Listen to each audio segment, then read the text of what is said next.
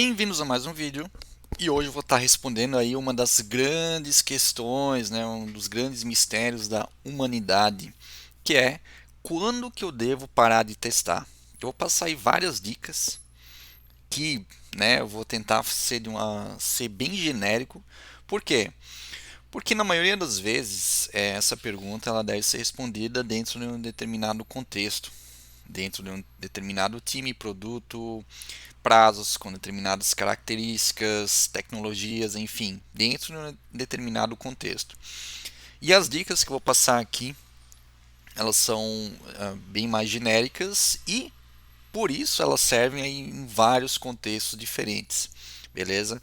Só que, né, tenho que admitir que é uma resposta aí, é uma pergunta que é bem complicada de ser respondida, tá? Mas eu vou passar aí várias dicas. Fiquem até o final do vídeo, porque a última dica em especial é bem. Muita gente acaba não dando determinada importância para ela, acaba nem percebendo, só que talvez aí seja uma das mais importantes. Beleza? Então fiquem aí comigo que vai ser bem interessante essa discussão. Beleza? Então vamos lá.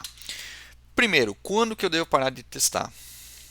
Quando o tempo acaba. Parece meio óbvio, só que determinados testes, determinados ciclos de testes, eles têm um prazo determinado, ok? E não tem muito como escapar. Quando a gente tem um determinado prazo, a gente testa o que é mais importante. Quando o tempo acaba, né, aquele prazo acaba, infelizmente é isso aí que temos. Beleza? Então é uma das possibilidades aí. Legal. Segundo, quando paramos de encontrar erros. Isso realmente é bem complicado, né? Mas não deixa de ser verdade. Por quê? Pode ter um critério, né, um DoD, por exemplo, um critério é, de pronto, né, de aceite, enfim, por parte do negócio, que pode dizer que, por exemplo, eu vou testar aqui durante, sei lá, mais uma hora. Se eu não encontrar mais erros durante essa uma hora, eu vou considerar que eu posso parar os meus testes. Beleza? Aqui é interessante abrir um parênteses, né, que a gente está falando mais em questão de testes manuais. Ok, eu não vou entrar aqui em detalhes da melhor definição de testes manuais, mas eu estou falando de testes manuais, ok? Que a gente pode aí estar utilizando determinadas técnicas para escrever determinados cenários e esses cenários vão ser executados talvez de uma forma totalmente aí exploratória, baseada em experiência, né? Então, mais nessa pegada aí mesmo de pegar uma determinada implementação, um determinado sistema e vou testar. Beleza? Eu não estou entrando aqui em detalhes de automação de testes e tal. Isso é uma outra conversa, ok? Isso aqui, essas dicas aqui servem mais no contexto de vou pegar alguma coisa para testar, ok? Vou analisar ela, vou escrever talvez, né? Talvez naquele contexto meus cenários, baseado na minha experiência, enfim, várias possibilidades aí, beleza? Mas nessa pegada informal, entre aspas, eu não gostaria de usar essa palavra, mas a gente pode aí utilizar informal, que eu acho que se encaixa bem, beleza? Legal. Outra outra dica, né? Quando que a gente deve parar de testar? Quando a gente para de observar novos aprendizados. Ué, mas o que, que seria isso? Aprendizados é quando a maioria das perguntas, né, dúvidas que a gente poderia ter no sistema, elas estão respondidas. Quando eu não estou aprendendo mais com aquele sistema, legal? O sistema ele está funcionando de acordo com como ele deveria funcionar, como eu acho que ele deveria funcionar. A gente aparentemente não tem mais surpresas no sistema, beleza? Então esse seria um outro critério aí para talvez parar de testar. Legal? Outro, cobertura alcançada. É, com base em um determinado critério. Legal? Aqui pode ser, por exemplo, vou testar sem requisitos, ok? Se eu chegar aí numa cobertura de 90% deles, legal? Pode ser uma definição aí do time, Beleza, vou parar de testar. Eu cheguei aí na minha cobertura. Legal. Pensando talvez em cobertura em linhas de código, por exemplo. Ok, se a gente alcançar em 90% de cobertura de linhas de código, pode ser um critério aí que eu deveria parar de testar. Beleza? Então, é uma outra possibilidade aí quando que eu poderia estar parando de testar. Legal? Outro, problemas de testabilidade resolvidos. Muitas vezes, os sistemas eles acabam sendo desenvolvidos sem pensar na testabilidade deles. O que acaba acontecendo? A gente acaba não conseguindo testar todo o sistema. Beleza? Então, um critério seria que eu consegui testar tudo aquilo que eu deveria conseguir testar, que eu quero testar. E isso, um impedimento não pode ser a falta de testabilidade desse sistema. Eu devo conseguir testar esse sistema de alguma forma. Isso pode acarretar aí, por exemplo, alterações no próprio sistema para eu conseguir testar, alterações em base de dados, por exemplo, alterações em ambientes específicos, permissões específicas, enfim, todos os problemas de testabilidade eles devem ser resolvidos. Eu devo conseguir testar o meu sistema de uma forma completa, de uma forma que eu planejei no início. Legal? Então, este é uma outra possibilidade. Legal? Seguinte, o software ele faz, né, ele faz ou ele conclui um conjunto de tarefas específicas para um determinado ambiente usuário. Isso aqui serve mais para ambientes de demonstração, né? Vão ser executados determinados fluxos, por exemplo, para demonstração em um cliente. Se aqueles fluxos eles estão funcionando, né, não tem por que naquele contexto eu testar mais coisas. Então, sim, seria aí um possível critério para eu parar de testar. Legal? Seguinte, todos os riscos críticos identificados foram mitigados. Legal? Aqui entenda da seguinte forma: é mais para quem está utilizando aí metodologias baseadas em risco. A gente tem determinados riscos, o software pode ter determinados riscos dependendo aí de um determinado contexto. Beleza? Então, se eu conseguir mitigar esses riscos, se eu conseguir identificar, ok, e eu testar aquele possível risco para que ele não ocorra no cliente, por exemplo, eu posso considerar que eu posso estar finalizando meus testes. Né? Porque a grande questão aqui, quando a gente testa baseado em risco, a gente levanta determinados riscos, uma lista de riscos, e a gente precisa testar para garantir que esses riscos eles foram mitigados, né? Para que aquele risco ele não se concretize no cliente, ok? Esse que é o principal ponto. A gente levanta riscos, a gente testa para mitigar eles, para eliminar eles, ok? Para que obviamente eles não ocorram nos clientes. Legal? Então, eu finalizando esses riscos que eu levantei, legal? Aqui também determinados critérios, podem ser riscos críticos, altos, médios, baixos, enfim, de acordo aí com as características do sistema. Beleza? Outro ponto. Todas as evidências de teste foram armazenadas, registradas, né, documentadas, enfim, de acordo, ok? Tem aí determinados processos que a gente precisa ter evidência de teste, ok? Pode ser que a gente tenha satisfeito todas essas outras possibilidades até o momento, porém, se eu não tiver as minhas evidências todas documentadas, eu não posso considerar que eu vou parar meu teste, ok? Eu só posso parar meu teste depois de ter registrado aí todas as evidências, beleza? Outra coisa,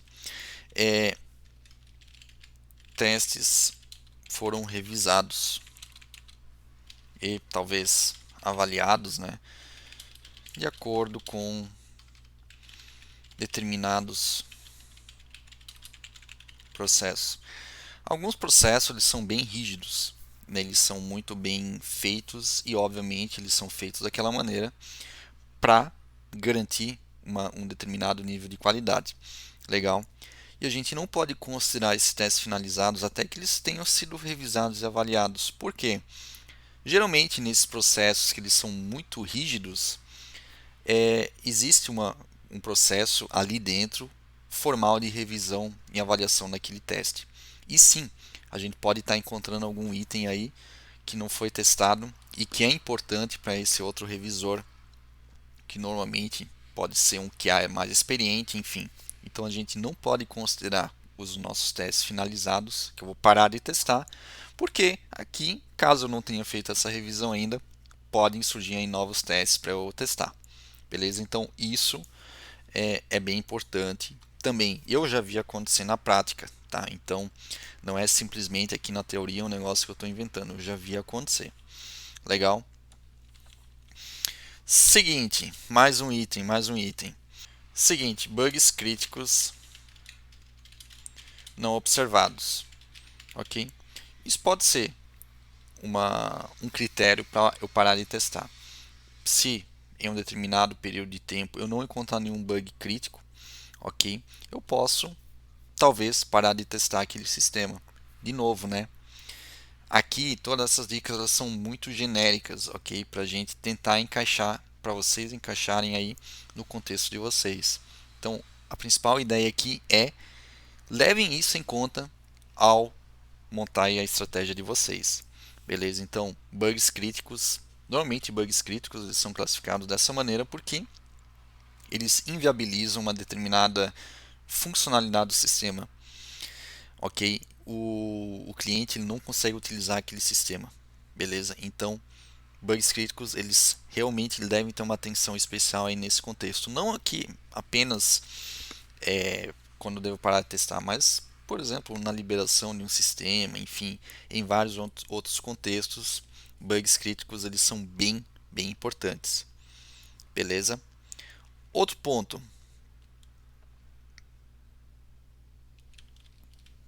Outro ponto. Acreditamos que não há problemas no produto que possam ameaçar, né? Enfim, alguma pessoa, grupo.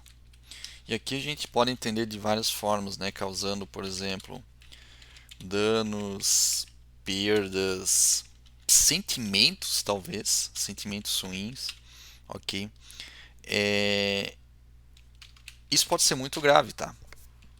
E se a gente não tem essa certeza aqui, a gente talvez não possa parar de testar ainda.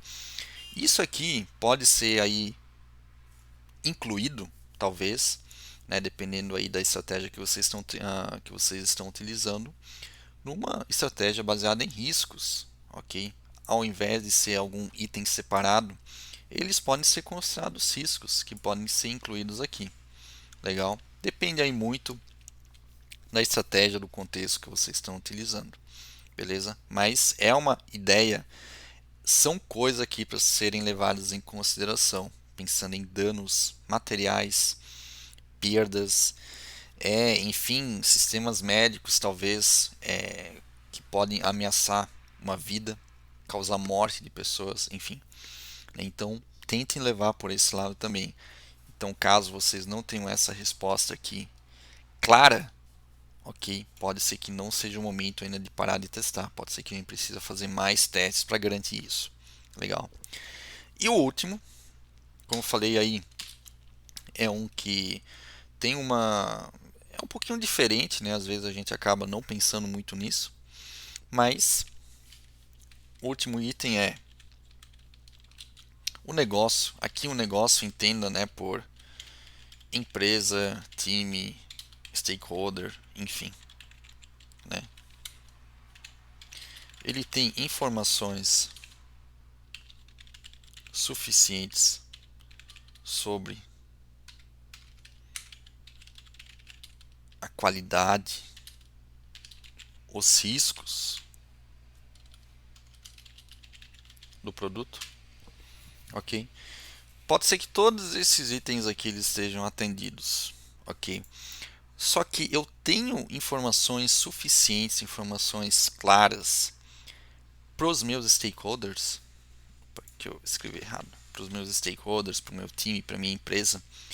Eu tenho essa garantia, eu tenho isso de forma clara, descrita nos meus testes. Com os meus testes eu consegui responder isso, eu vou conseguir responder isso, ok? É um outro contexto aí, bem interessante, porque no final das contas, a gente, um dos principais motivos de testar é ter esse estado, porque eu não posso corrigir um produto, eu não posso dizer para um determinado time que tem que ser corrigido tal coisa. Ok? Eu levanto informações, e exponho essas informações da melhor maneira possível para o time, para os stakeholders. Ok? E eles sim vão tomar a decisão se aquilo vai ser liberado daquela forma, por exemplo, né? Se eu posso parar de testar, justamente porque eu já tenho essas informações para passar para eles, eu me sinto seguro com as informações que eu tenho até o momento.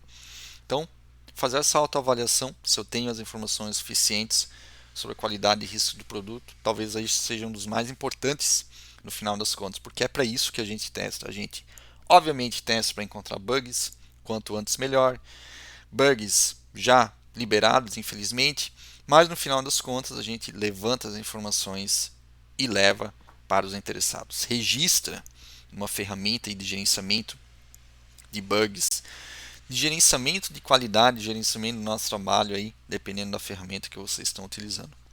Beleza? Então seria isso. Aí são 1, 2, 3, 4, 5, 6, 7, 8, 9, 10, 11, 12 aí dicas, ideias que vocês podem estar utilizando no dia a dia para conseguir responder essa pergunta aí que é um grande mistério, né, do mundo de testes, que é quando que eu deveria parar de testar. Beleza? Espero que tenham gostado do vídeo e até a próxima.